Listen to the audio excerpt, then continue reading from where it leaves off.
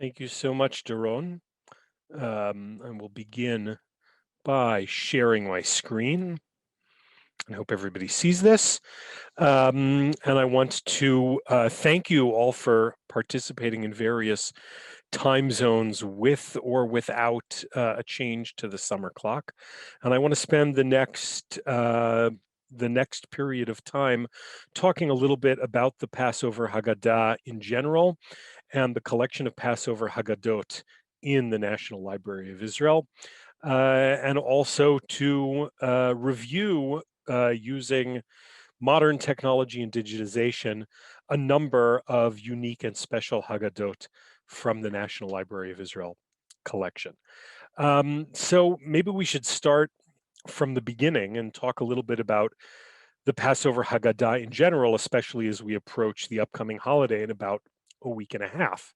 As I'm sure many of you know, the Exodus from Egypt not only takes up about half of the book of Exodus in the Bible, but also it appears throughout the Hebrew Bible and certainly throughout rabbinic literature as a kind of anchor of Jewish tradition as a whole.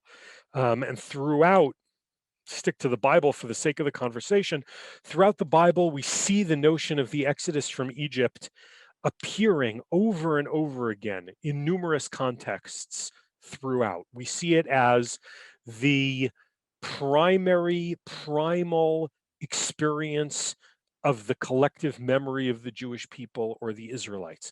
We see it as a message about social justice and treatment of the weak, and remember what it was like for you to be a slave in Egypt, and understand how you must treat the stranger and the weak among you. We see it as a justification for God Himself, as if God requires a justification for His ability to command us, for His ability to require us to perform His mitzvot, His commandments, are often associated with the Exodus. In fact, the first line of the Decalogue, the first line of the Ten Commandments, I am the Lord your God who took you out of the land of Egypt. God introduces Himself as our savior from Egypt. And so it isn't totally surprising at that level that the commandment, the biblical commandment to recall the Exodus is so central, since it has become and is already described in the Bible itself as part and parcel of the Jewish people's collective memory.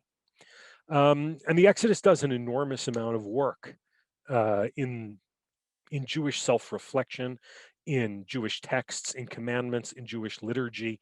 It is ubiquitous. It appears everywhere, not only as the Haggadah, as the liturgy for the Passover holiday itself says, we are required, according to Jewish tradition, to recall the Exodus from Egypt day and night on a daily basis, but also once a year to give it special emphasis, V'higaret levincha, and you should teach your children. There is a special day in the year dedicated to participating in and helping to create this kind of collective memory. There's a lot of anthropological and historical work that's been done on collective memory.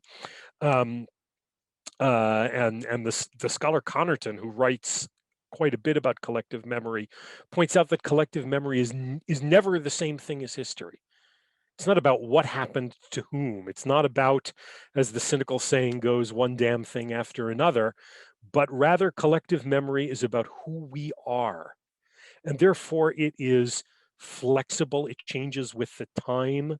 It is a way of our group, whoever groups we're members of, whatever institutions we're part of, to describe to themselves who they are and why they are that way. And he also mentions that we don't pass along collective memory primarily through texts, through reading about what happened. We pass along collective memory through ritual.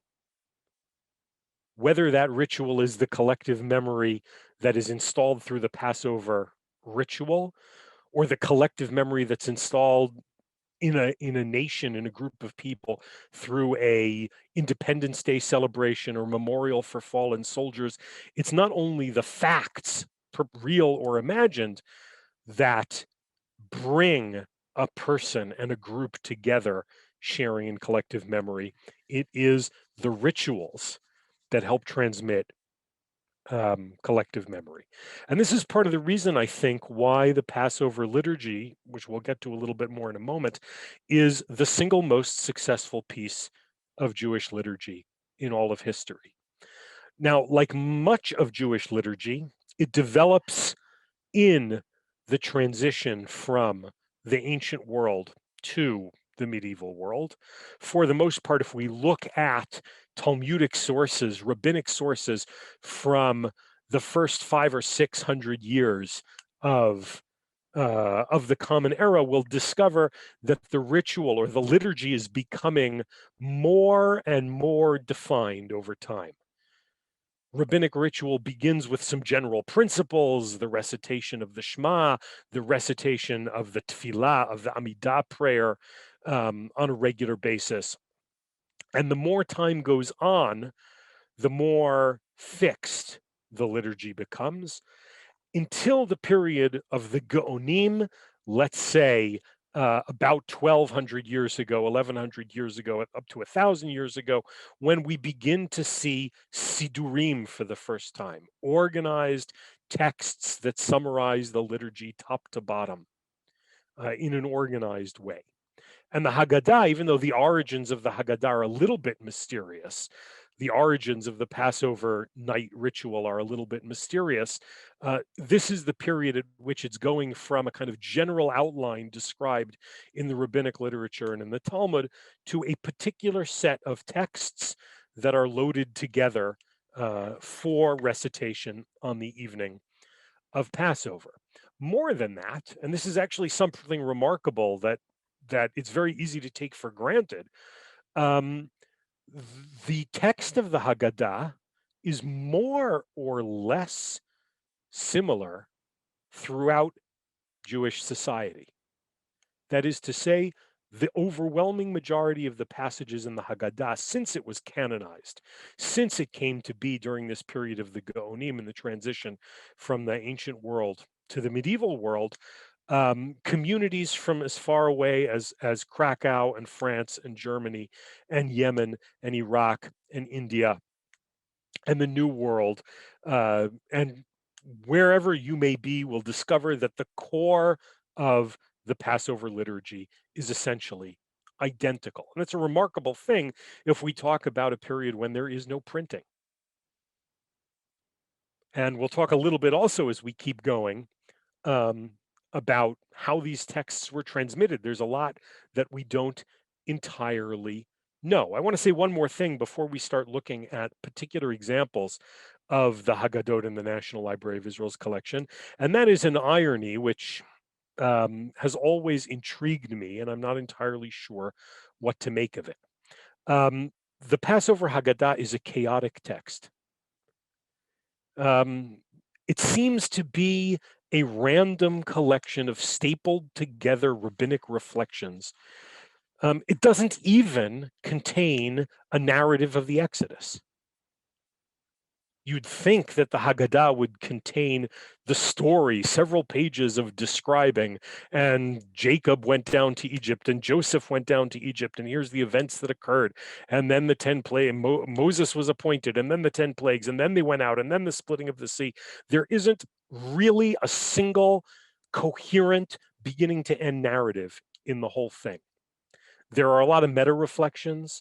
There are a lot of discussion of how one should go about telling, even if we were all wise men, even if we were all knowledgeable people, we would still be commanded to recite, here's how to go about doing it. Here are the kinds of 4 sons, the famous 4 sons, and how to react to each one as a parent and educator.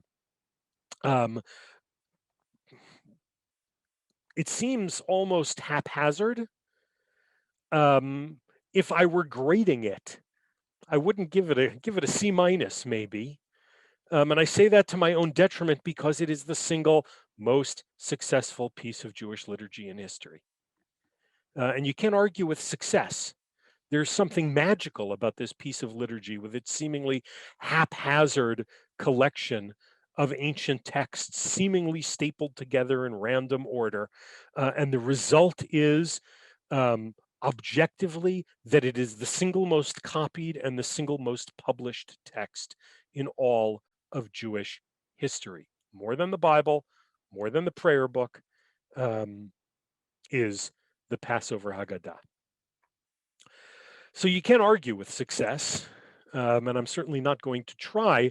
Perhaps it suggests that my own perception of what the Haggadah ought to look like is totally off. Of course, it's off, right? The imaginary coherent Haggadah that I'm putting in front of myself, and then wondering why what we have is what it is, tells more about my own lack of imagination, because it works, and so uh, and so, whatever we might imagine the Haggadah should be, what it is appears to be remarkably successful. Um, the Passover Haggadah, as I mentioned, is the most popular printed and copied book in Jewish history. And there's a bunch of reasons for that, not the least of which is that it is a liturgy that is largely performed at home. And therefore, there is a tendency of every householder to want at least one copy. And that's something we should pay attention to as we keep going forward. And I'm actually going to start roughly in chronological order this with this fragment of really it's a bifolio, that is to say, one page folded over from the 12th century. It is a piece of a Haggadah from the famed Cairo Gniza, that collection of roughly 400,000 seemingly randomly collected pages that were stored in an attic of the Ben Ezra synagogue in Fostat in Old Cairo. This is one of the several hundred documents that the National Library of Israel has from the Cairo Geniza. And if we look at it, we will discover, first of all, that it is quite damaged. Um, but but also we will notice that it is in a very simple hand. It is not particularly decorated. Um, it is perhaps a professional scribe, but perhaps not. We know that there was some measure of investment in this because it's written on parchment and not in paper. In the 12th century, there certainly was adequate quantities of paper in Egypt to have created the possibility of writing a Haggadah on a much cheaper material of paper. But whoever wrote or commissioned this Passover Haggadah was interested in something more expensive and more long lasting. We see even lines with fairly carefully crafted letters, which even if they're not artistic and calligraphic, certainly are written with care and precision.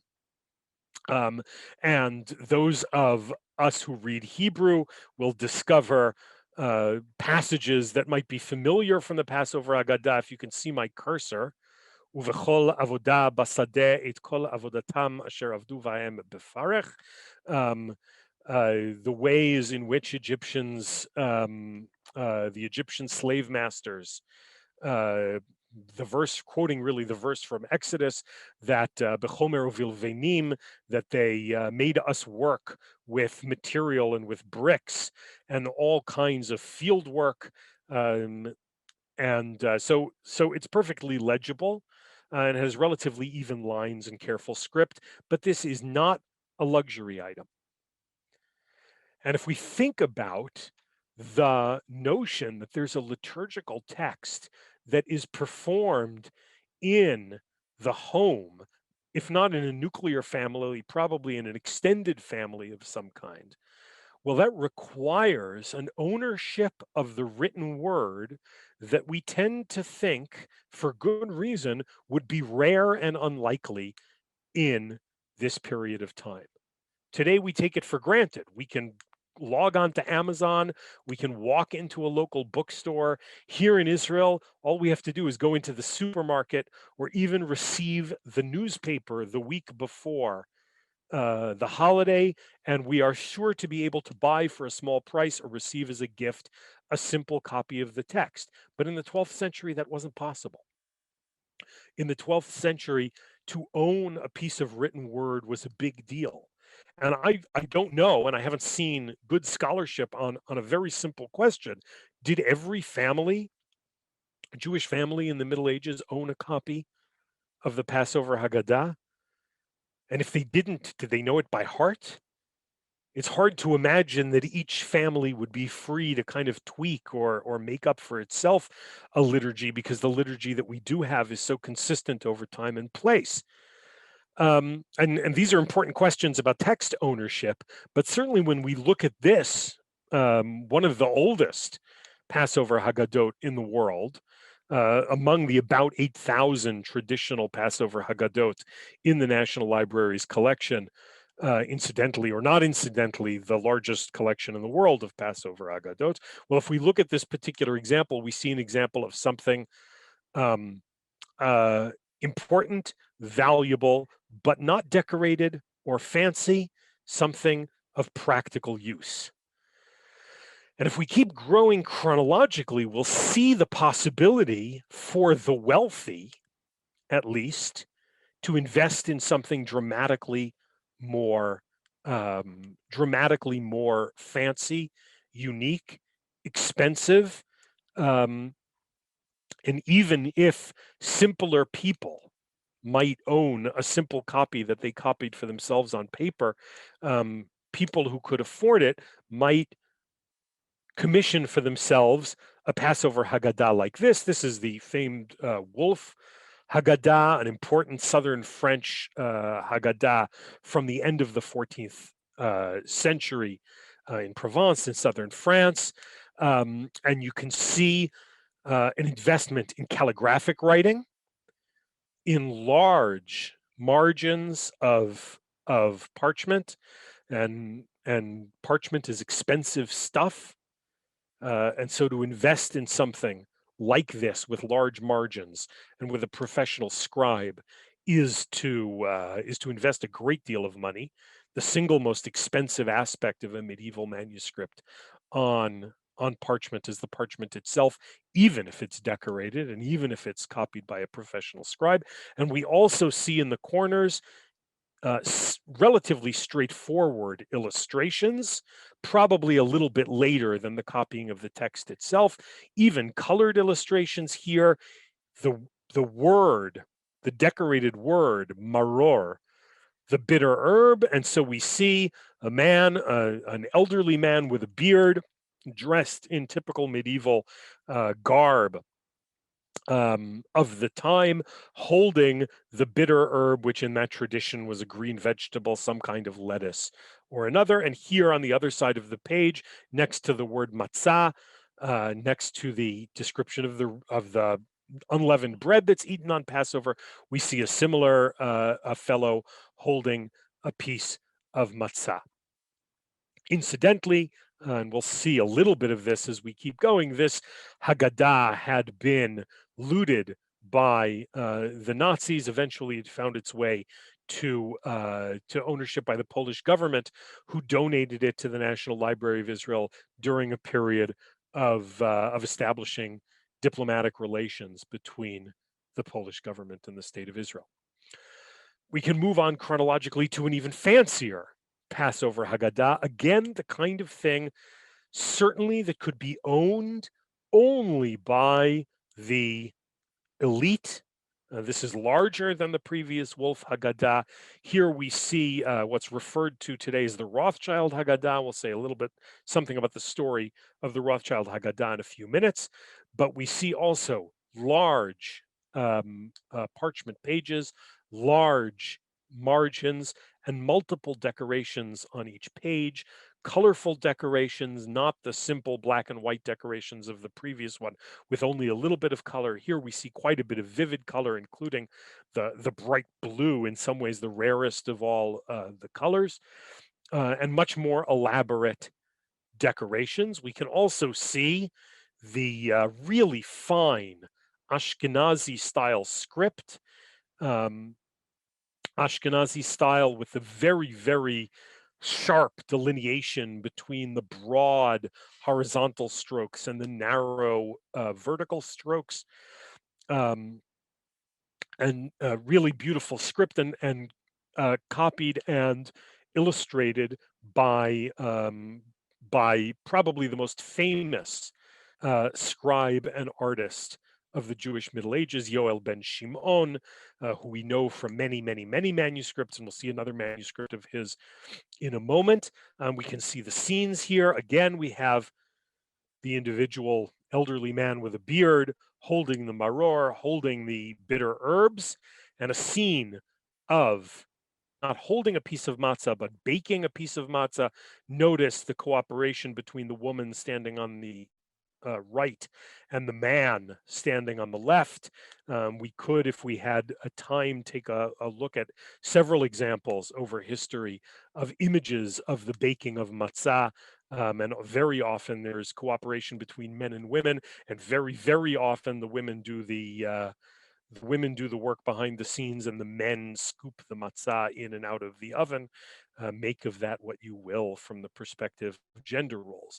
Another thing that we can notice in this is it's a little bit hard to make out because of damage done to this scene, but like some Haggadot, um, there is the scene of a family sitting around a table. And I do, if you look really closely, you will notice one, two actual copies of the Haggadah at the table. Does this indicate, and there's reason to suspect that the family in question might actually be the family that commissioned this, certainly a wealthy family. Does the two copies of the Haggadah at the table indicate that a wealthy family owned two copies? It's a dispute among historians how much you can trust the illuminations of medieval manuscripts to tell to describe a realistic picture of a slice of life, or whether they're elaborated and not necessarily honest depictions of what happened. But certainly this creates the possibility of imagining a family with more than one copy, and again leaves us with some unanswered questions about who owned which kinds of family owned how many copies. If we look at another Yoel ben Shimon Italian manuscript, Yoel ben Shimon spent a great deal of time, and one of the remarkable things about his talents was his ability to work in different traditions. This is an Italian script, and we saw his Ashkenazi script in the previous document. Incidentally, talking about the Rothschild Haggadah, another story of a major illuminated Hebrew manuscript stolen by the Nazis during the course of the Second World War, eventually found its way. It was donated by a fellow named Fred Murphy, a graduate of Yale University, donated it to the Yale University Library until it was discovered that it had actually been originally belonged to the Rothschild family prior to World War II, and arrangements were made for the Rothschild family to purchase it back, and they donated it to the National Library of Israel. Here we see another Haggadah, and it's actually not a Haggadah, it's a mid 15th century Italian Machzor. It's a mid 15th century Italian um, year-long prayer book. And since it includes the liturgy for Passover, it includes also the text of the Haggadah. And here we see two major illustrations. This is quite a long manuscript. Most of the pages are essentially undecorated, except for a handful, including a stunning image of the giving of the Torah on Mount Sinai.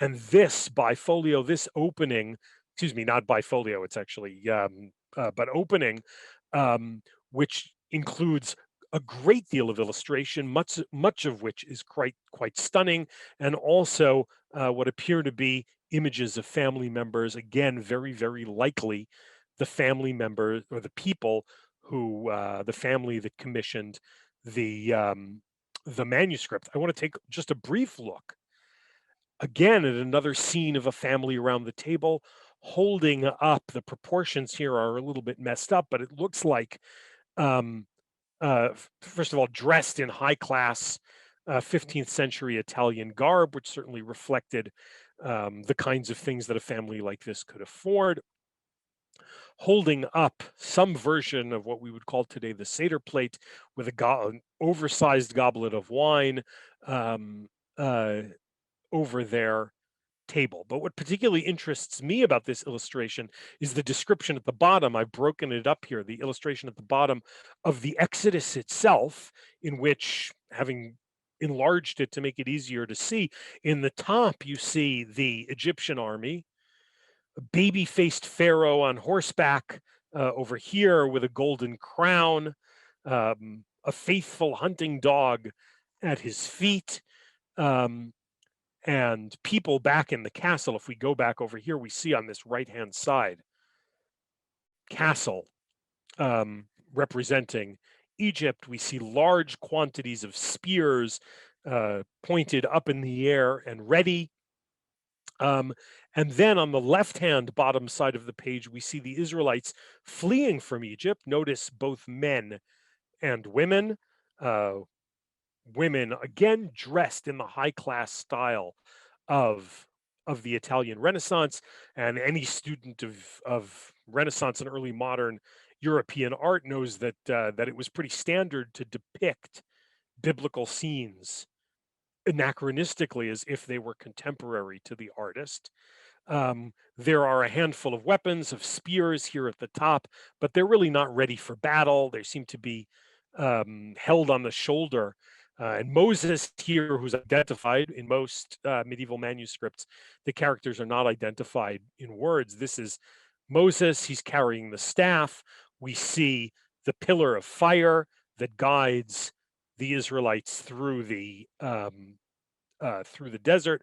We see the beginning of the splitting of the sea over here, Moses with his staff, and we see the Anan, the pillar of cloud, and the Egyptian spears are blocked by the pillar of cloud, the divine pillar of cloud protecting the Jewish people. It's a very, very detailed image. We also have children who come along, also not atypical. The thing that strikes me most about this image, in addition to the attention to detail, this is not the only version of this drawing that Yoel Ben Shimon has done. There are other versions very, very similar in the British Library and elsewhere, is the utter lack of fear depicted on the faces of the fleeing Israelites. In fact, that also matches the kind of baby-faced Pharaoh over here, hardly really the stuff of radical cruelty. And there's almost a way of projecting a certain comfort in the Italian context on the part of these upper class Italian Jews. Um, uh, for with all the attention to detail, fear does not seem to be part of the event. Skipping ahead toward the end of the 15th century, we get to really one of my favorite items uh, in all of the National Library's Judaica collection, and that is this 1482, perhaps 1480, printed Haggadah from Guadalajara in Spain, and this has the the privilege of being the first printed Haggadah in Jewish history. The Haggadah is, as we've said, the most printed book in Jewish history, and this is the first time it was printed. The printing press is founded or is invented, at least in the West. It exists in the East and in China earlier, but at least in the West, the printing press with movable type is invented in the 1440s, the famous Gutenberg Bible. And by the 1460s, Jews, especially in Italy, are involved in printing in Hebrew. By the 1470s, Jews in the Iberian Peninsula are in some ways pioneers of the new technology of printing. And you can see very, very simple layout, very simple text, two columns to make it easy to read, a font and a printing style which is fairly typical of books printed in Hebrew in Guadalajara in these years. The text of the Haggadah that we are familiar with, but also at the beginning, a um, a summary of the laws of Passover. This is the only surviving copy of this uh, very, very important example of the earliest Hebrew printing. This is the only surviving copy that is known. Recently, there was another copy that came on the market that turned out to have been a forgery, and a very clever one, but a forgery nonetheless, a forgery on genuine 15th century paper, but actually took a downloaded the images of this one and superimposed them on a blank sheets of 15th century paper. But in any case, this is the only known copy, and you can see that this is a new technology just beginning to get off the ground, um, and therefore they're trying to do the best they can with this new technology, but some of the illustrations that we'll see, the commentaries that we might see in later examples of printed Haggadot, those things are absent of at this stage of the game. Um, Now, thinking about the Passover Haggadah, um, since it is a work of liturgy that is meant to reach the people, the masses, if you will, translations are super significant. The first printed translation of the Passover Haggadah is in 1512, and it's a translation into Latin. Because this period of the Renaissance, early modern period, is also a period of a very important movement of Hebraism, of Christian attempts, particularly in light of the print revolution, um, to but has its roots earlier, to understand Judaism and the Jewish tradition in its own terms. Christians who study Hebrew, Christians who study the Bible in its original, people, Christians who study Jewish tradition, who study Kabbalah, who study Talmud, who study Semitic languages.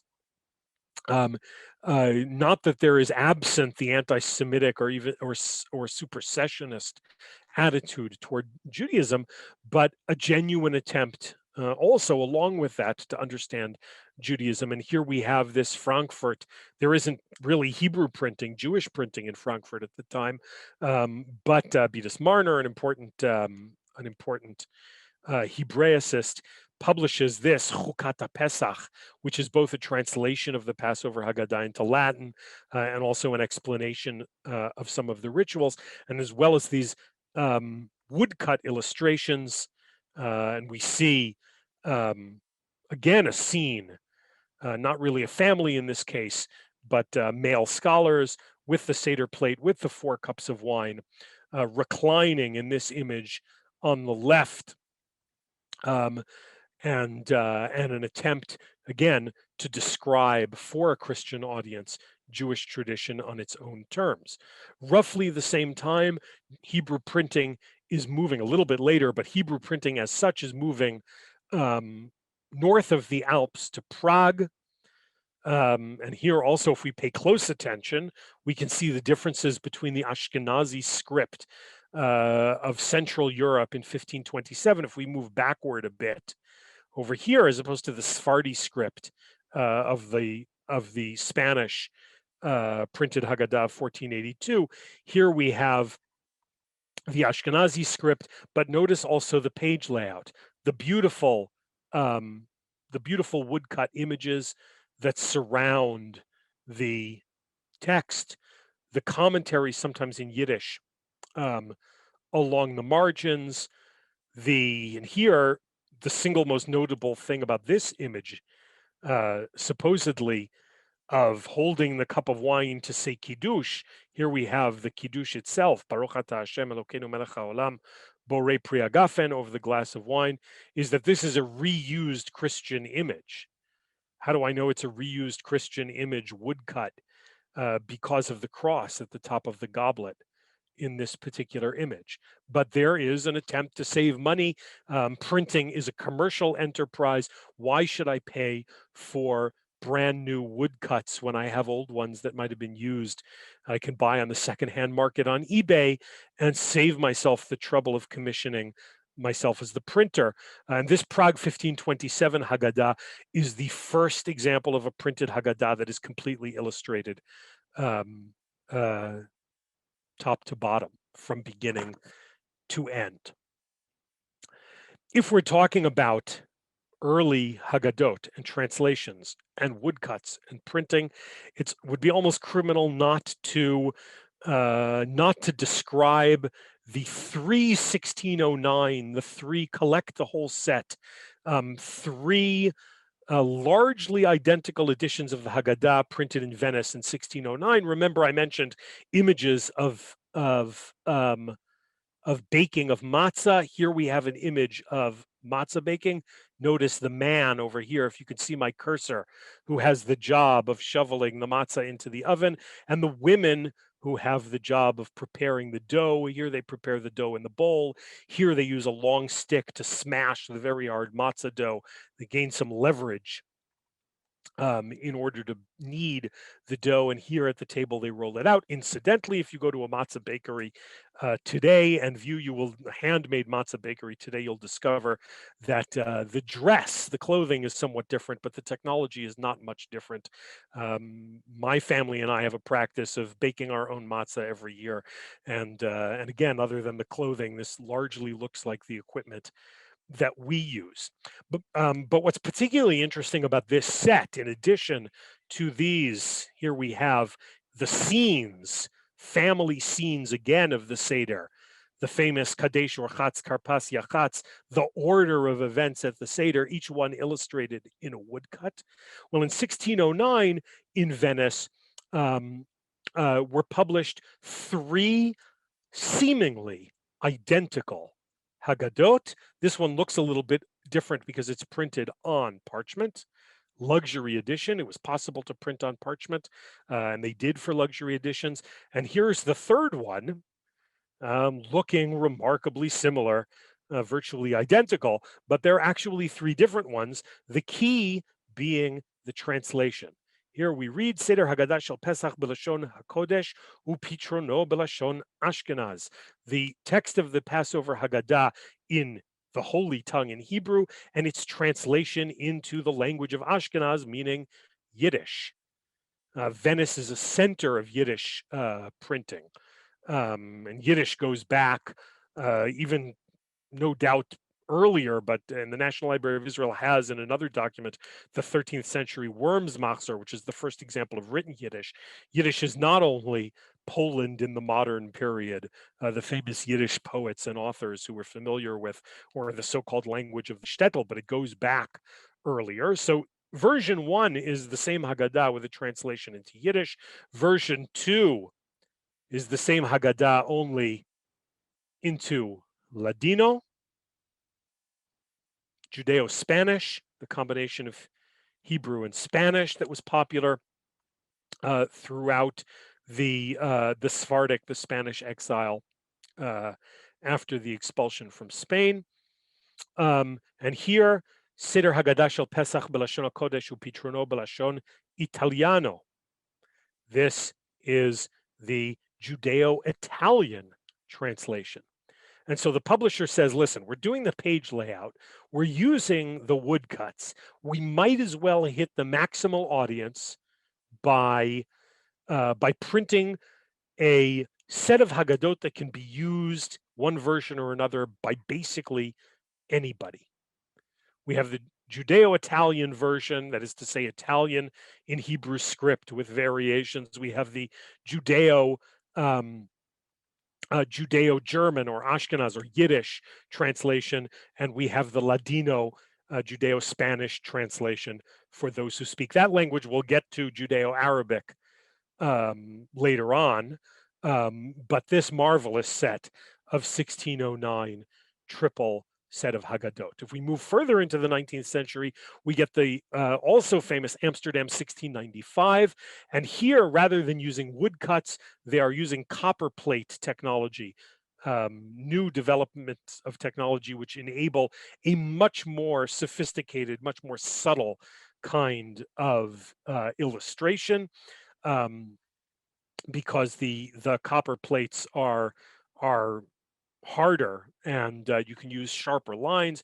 Here we see Moses and Aaron, who were the fairly standard images on the frontispiece of Hebrew printing in the 17th and 18th century. Need Pas here at the bottom, Amsterdam, which had taken over from Venice by the second half of the 17th century. The crown of Hebrew publishing had moved from Venice to Amsterdam. And this very important Haggadah, with the commentary of Yitzchak Abarbanel printed alongside it. In some versions, there's also a map of the land of Israel and the transition of the Israelites, from the movement of the Israelites from Egypt into the land of Israel, that would accompany this as well. Here we see some other images, and you can see, especially if we think back to the 1482 Spanish Haggadah with its simple square text in 2 columns. Here we have a much more complicated layout, which is enabled by the advancing technology, and also kind of anachronistic images of the Exodus, depicted in a very European style. If we skip ahead to 1733, you will notice a similarity between the font and the image style in this printed Haggadah and this manuscript Haggadah, which describes itself also as being written in the style of the Amsterdam Haggadah, and is essentially copies of some of the images.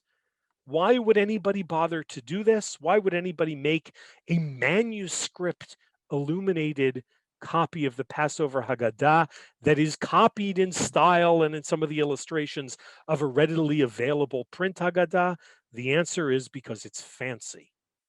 And there is, in Central Europe in the 18th century, a rise, a peak of Hebrew manuscript arts. The impression people sometimes have that the printing press killed manuscript is certainly not true about the 18th century in Central Europe, where there is this growth among the very small minority of people who could afford it to make heavily illuminated, stunningly illuminated manuscripts, that are, in cases like this, ironically copied from the printed editions, much cheaper, and more amami, more mass produced, and therefore less impressive Passover Haggadot.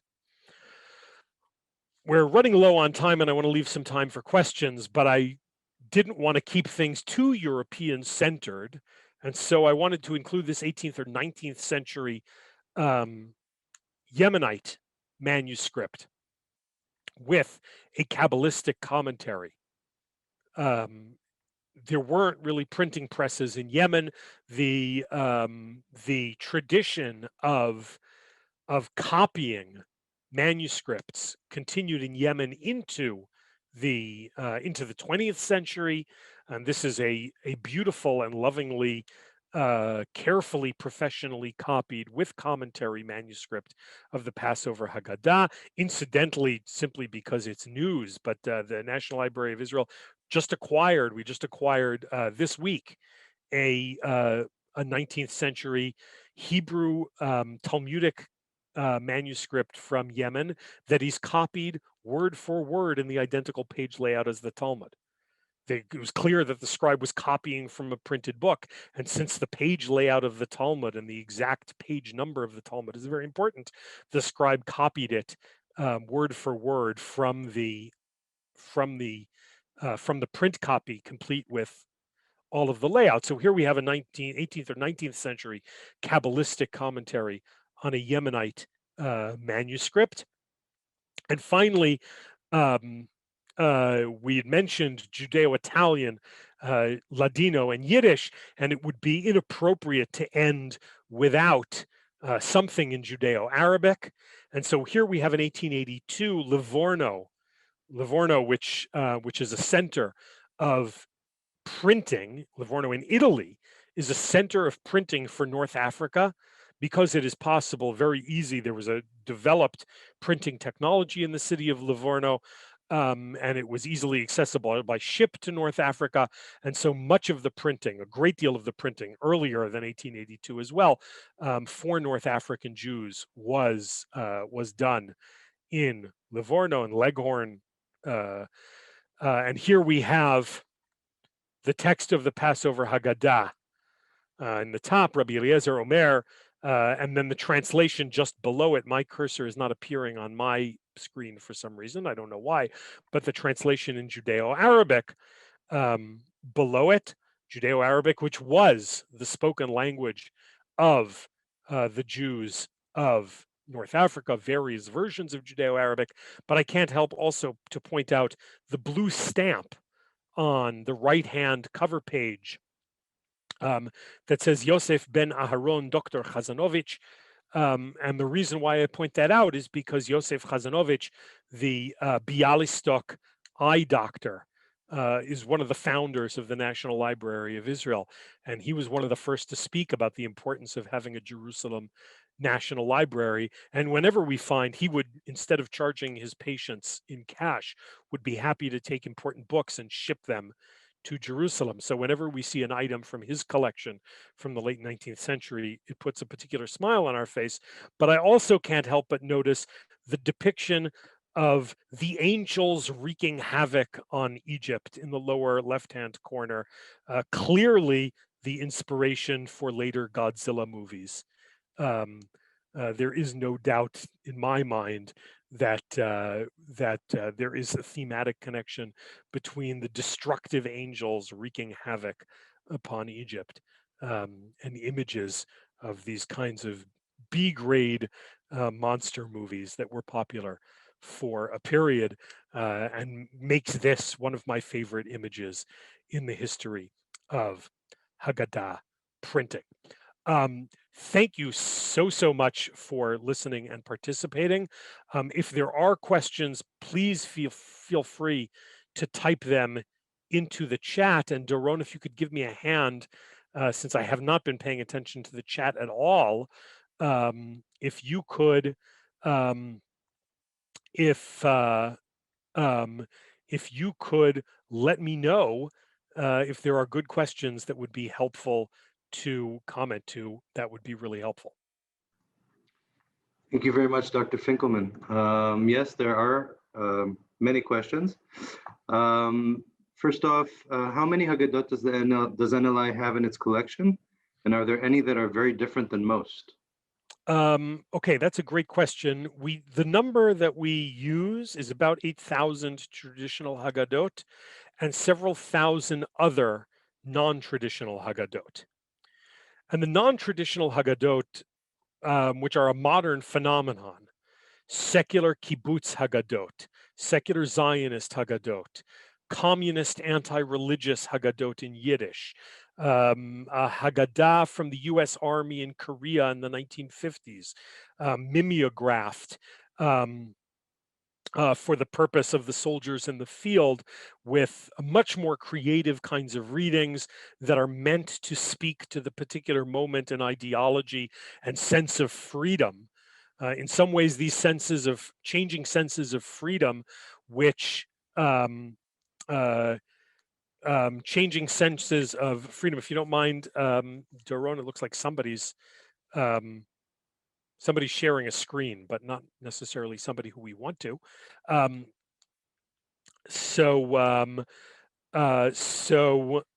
These non-traditional Haggadah, well, earlier, the way of updating the story, if you will, might be in the illustrations, or might be in the commentary, or might be in the retelling.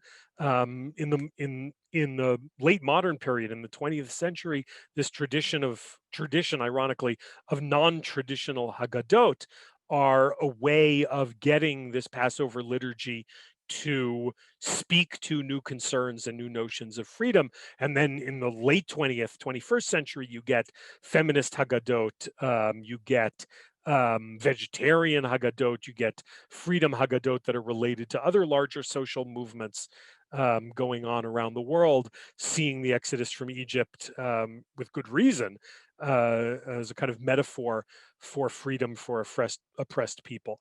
So there is, especially in the modern period, this tradition of, ironically, tradition of non-traditional Haggadot.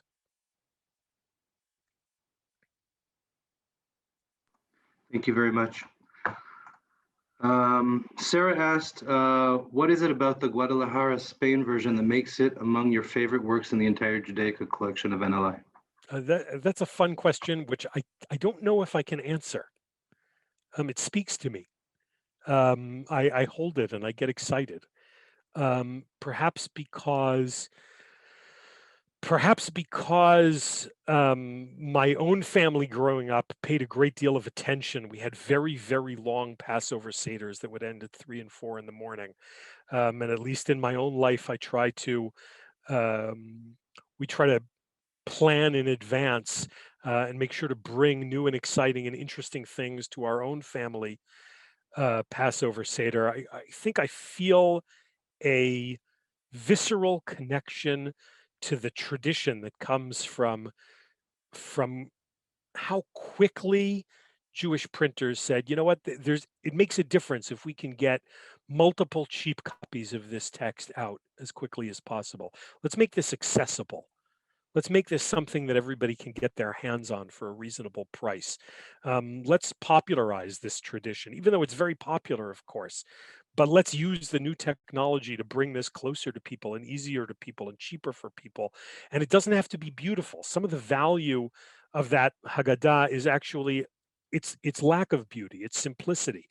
It's relatively easy, ironically, for an ultra wealthy person to spend a fortune on a illuminated manuscript that somebody else does the work for pay on parchment, but to make available cheaply a simple item that everybody or increasing numbers of people can afford, there's something very beautiful about using technology for that purpose.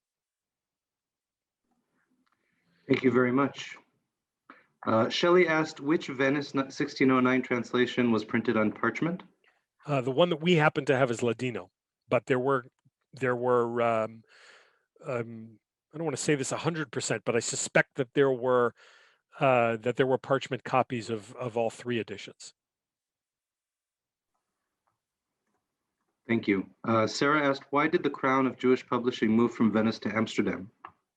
So some of that has to do with changes in markets, and I don't claim to have a really deep understanding of this.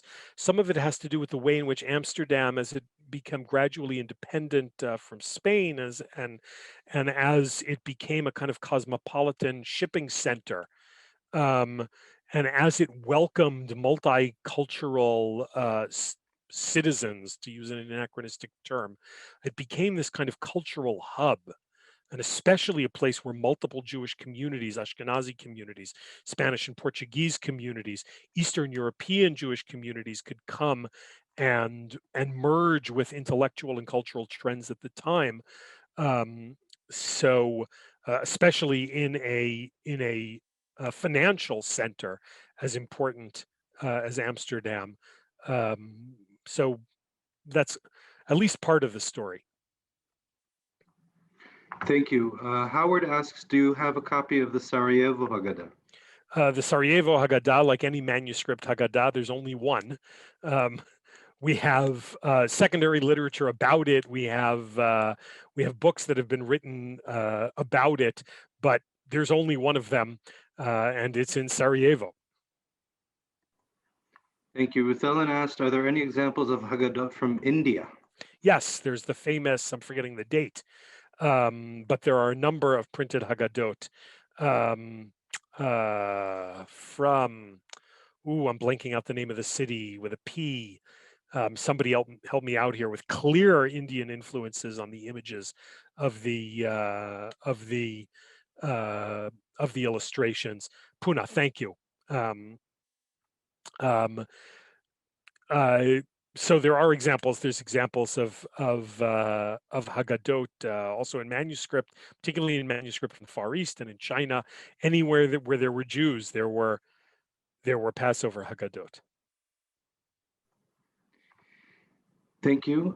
Blair asks, when identifying contemporary Haggadot for acquisition, what do you look for? What's being made today will be historic. What will be the historic item of value in library tomorrow? That's also a wonderful question, and the answer is very, very easy.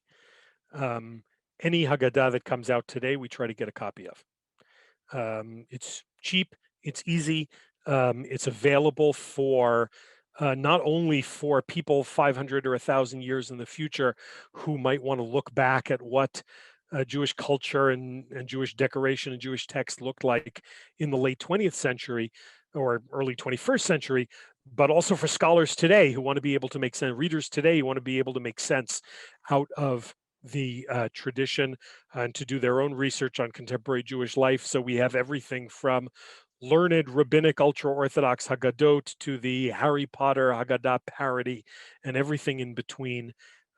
We try to get in as many languages as we can, and every year the gap between the Haggadah, the most printed book in Jewish history, and other ones gets bigger and bigger because multiple Haggadot with various kinds of commentaries and approaches appear every year. So basically, the answer is everything we can get our hands on. Thank you. A few people suggested that the city in India might be Pune. Yes. Yeah, I had seen that, and they are correct. It's not the only Indian Haggadah, but it's the most famous one.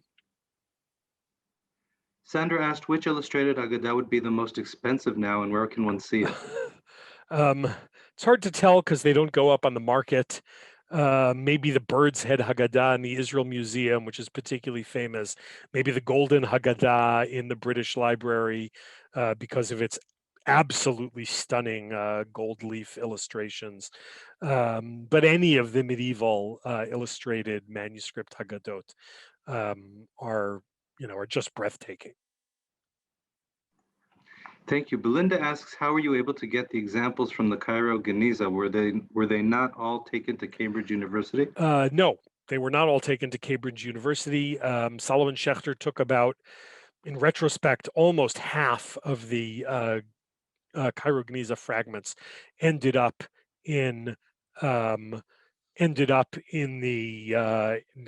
were brought to Cambridge University and are housed there and cared for. There, the rest of the known Cairo Geniza is scattered in various other places, large collections in the Jewish Theological Seminary in New York, in the Manchester Rylands Library, in Oxford, and then smaller collections elsewhere. We have several hundred Geniza fragments ranging from this Haggadah to 11th century Ketubot, to letters in Judeo-Arabic, all kinds of different things, and fragments from the Cairo Geniza are also held in private hands. Thank you very, very much. I will open microphones for anyone whose question I skipped over, and I apologize for that if that happened. And anyone welcome to say thank you. Thank you all for being here from all over the world. Thank you very much, Dr. Finkelman, and Chag Sameach to everyone. Absolutely, my pleasure. Thank you. Thank you so much. Thank you. Thank you, Prof. Thank you. Thank Bye-bye. you. Thank you very much. Cheers. Thank you. Does Thank the you very much. online Haggadot, there are many Haggadot now that appear specifically on the internet. Yeah, I don't know if you're speaking about historical Haggadot that have been scanned. I strongly recommend if you simply put into Haggadah National Library of Israel, you'll be able to find some of the materials that the library has made even printable and easily downloadable. Or you can go to the KTIV website, KTIV, which aggregates Hebrew manuscripts from around the world and search for Passover I'm Haggadot. talking specifically about contemporary Haggadot that people are creating online. So there's all kinds of material that's created in PDF versions. There was a emoji Haggadah that's been circulating the last couple of years. We try to collect at least a representative sample of, I have a that question. material. Yeah, Hello? sure. I have a Haggadah which was printed in Vienna, 1823, and it has the same woodcuts, identical that you showed from the Italian Ashkenaz Haggadot. I think it was from those that you showed. Any comment on that? Like, how was it? Were these used for many different Haggadot? I can't speak to that particular example. I would imagine that if we're talking about a gap of 200 and something years, they're not actually the same woodcuts, but rather they're new woodcuts that were designed on the basis of the old ones. There's a lot of continuity between Haggadah illustrations over the course of years, and artists who were working on new Haggadot would certainly try to be knowledgeable about what had been created in the past. I mean, And sometimes they're even trying to create an exact replica of what was done in the past, in the same way that we saw. I was comparing the Leil Seder, which you showed. It's identical, but I guess. Yeah, so it would not at all be surprising to discover that the publisher of that Haggadah had a copy of the Venice Haggadot in front of the staff, and had created, I would imagine, new woodcuts, not the same ones. Woodcuts tend not to survive quite that long, designed to echo that the previous one. It's kind of interesting that some of the woodcuts are changed and modified. There's a Haggadah from Frankfurt in the late 1710s where they show beautiful pictures of what was in the Venice Haggadah, and it's been modified to create kind of a folk look to what the Venice Haggadahs were. Oh, that's very interesting.